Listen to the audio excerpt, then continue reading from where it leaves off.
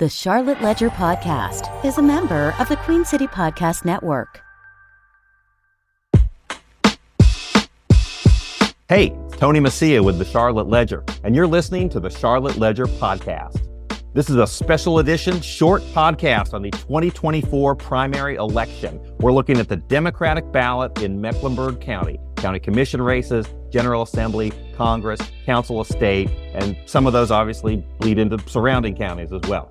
Now, we're not talking about the presidential race today, but we're going to quickly discuss everything else. And you can find complete information on everything on the ballot in Mecklenburg and a few of the surrounding counties at the Charlotte Ledger's Election Hub, which can be found at thecharlotteledger.com. Got the Republican ballot, the Democratic ballot, even the Libertarian ballot for Mecklenburg, Union, Cabarrus, and Gaston counties. And it's given all to you with no ads, no paywalls, no crazy things popping up and making it hard to read. Free to all, free to read, and it's as free of bias as we could be.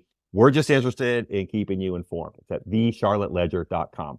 Early voting goes through March 2nd, 2024, and Election Day is March 5th, 2024. I'm joined today by Bryan Holladay of CLT Public Relations and Sucharita Kodali, who has guided and developed the Ledger's election information. And we're going to talk about these races on the Democratic ballot, the ballot that Democrats will take and that unaffiliated voters could choose to take. We're not going to go from the governor on down. We're going to go from the local races up. We're lifting up local today. We're talking about the races that are on the ballot. A lot of races have no competition. We're not going to talk about those with no competition. So, Bryan, let's start with Democratic County Commission ballot. What is on it? Why do we care? At the bottom, we have the county commission at-large race. And the big question is, will Trish Cotham, Pat Cotham's daughter, impact the election? And so last time county commission ran, Trish Cotham was the number one vote getter for county commission.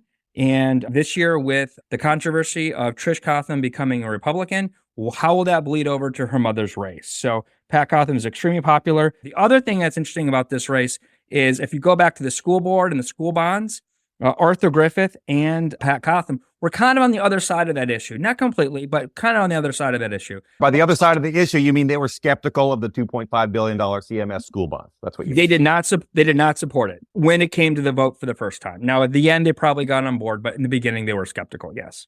All right, so this is a race. This is the at-large race. The incumbents are Lee Altman, Pat Cotham, and Arthur Griffin. The other two candidates in this race, as you mentioned, Yvette Townsend Ingram and Blake Van Leer. Sucharita, what do we know about those other candidates who people might not know about? Yeah, so Yvette Townsend Ingram ran before, and she's currently an executive at Johnson C. Smith University. Blake Van Leer is a tech executive, and he just wants to bring a younger voice to the commission. The other thing is that Yvette Townsend Ingram also has the endorsement of the Black Political Caucus, so they did not give the endorsement this time to Pat Cotham. So that'll be interesting to see how that shakes out as well. Yeah, that's going to be an interesting one. So there are a couple other county commission races, a couple district races. In District 2, we've got incumbent Vilma Leak, a longtime incumbent, being challenged by Charles Osborne. Sucharita, do you have any thoughts on that one? Yeah, so Osborne is a former CMPD officer. He now owns a commercial cleaning company. Very earnest and driven young person. He says that he would be the youngest county commissioner ever elected if he is. And that would be quite a big accomplishment because Vilma Leak is an institution in that part of town. It is hard to beat incumbents, and she's been there a while. The other district race is George Dunlap, the chair of the county commission. He's being challenged by Felicia Tompkins. Any thoughts on that one?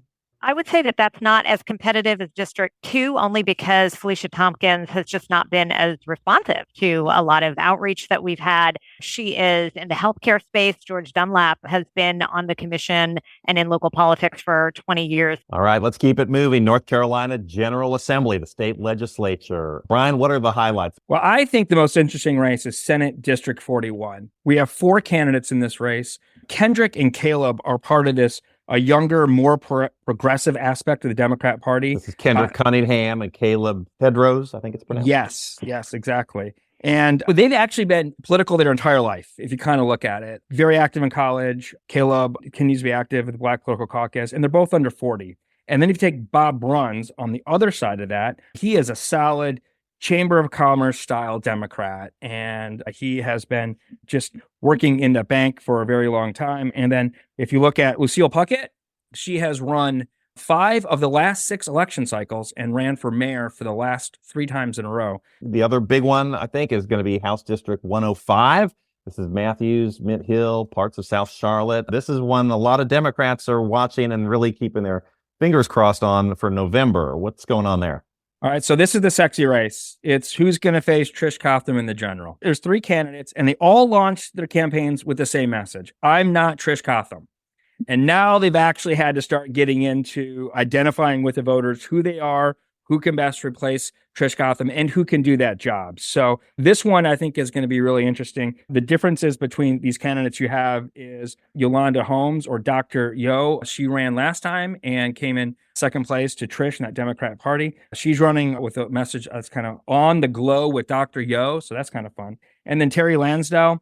He's more of your policy wonk kind of guy. He has been with Bike Walk North Carolina and Clean Air North Carolina. He's in that. And then Nicole Sidman, she's raised about $40,000 in 6 weeks. So, and even more on top of that, she would be considered what's the establishment candidate. So, yeah, I know she was trying to make the case at one of these forums a week or so ago that, look, she's the serious candidate in the race. She's got the fundraising prowess. She's kind of the, head above the rest. Sucharita, a couple other races around the county as well. Can you tell us about those? Yeah, sure. So there's seat 106 in the northeastern part of Mecklenburg County. There's an incumbent there, 6th-term incumbent Carla Cunningham, running against also a very young candidate, Vermano Brown, who's in his 20s.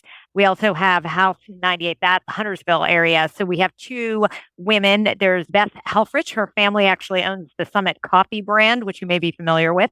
And Lisa Jewell is the chair of the Democrats of North Mecklenburg. So both have bona fides, good bona fides.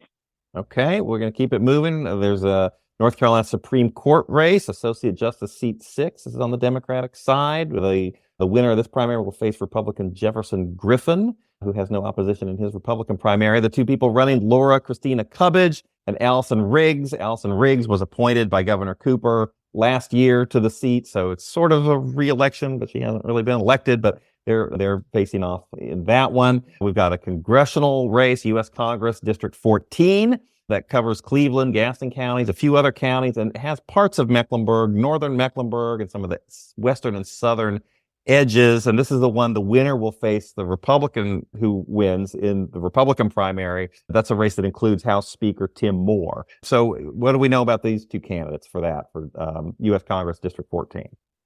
we're pretty sure that coming out of this election, one's guaranteed to win to face more.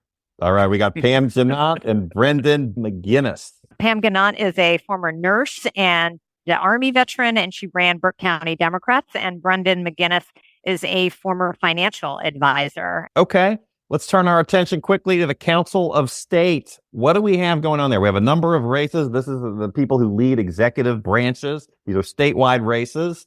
Bryan, what are you looking at? Well, let's start with the treasurer's race. And I think this is one's really interesting because you have two Charlotteans running against each other. Wesley Harris and Gabe Esposara. Wesley has been in the State House since 2018, and Gabe is new to politics, but he has a strong financial background. He seems like a pretty strong candidate. What's interesting in this is when you have two people from the same Charlotte area, now they're not just splitting the vote, but the strategy comes down who can go to the other parts of the state, build some name recognition, and build that vote. So it'll be interesting to see who goes from that direction. Speaking of local Mecklenburg, we also have Maurice Mo Green, who is one of three candidates running for superintendent. He used to work at CMS. Keenan Crumble is an assistant principal in Wake County, and he is getting his PhD as well. Katie Eddings is a military veteran, and she was also an educator, former assistant principal and teacher. So those are the two up against Mo Green. A few other races with local names. We got the Commissioner of Insurance race. We have Natasha Marcus, who is a state senator. She's running against David Wheeler in the Democratic primary. There's a lieutenant governor's race. Three people running: Ben Clark, Mark H. Robinson, no relation to the current Lieutenant Governor, Republican Mark Robinson. And then Rachel Hunt. Some people might say, Hunt, gosh, that name sounds awfully familiar. Does she have any connection to anybody we might know? She's the daughter of the legendary Jim Hunt, the former governor, longest serving governor of North Carolina. A couple other council of state races that are notable. The Attorney General's race. You got Satana Dayberry, who is the district attorney in Durham County. He's running against Tim Dunn and Jeff Jackson. A lot of people know Jeff Jackson from either social media or as a congressman or both. The winner there will face Dan Bishop, who's a Republican congressman who elected not to run again. So he's going to be the Republican candidate for Attorney General. And then, of course, you have the governor's race. Josh Stein, I think, is the big name there, the current Attorney General. He's running against Sherelle Booker, Gary Fox, Mike Morgan, and Marcus Williams. Any thoughts on the governor's race?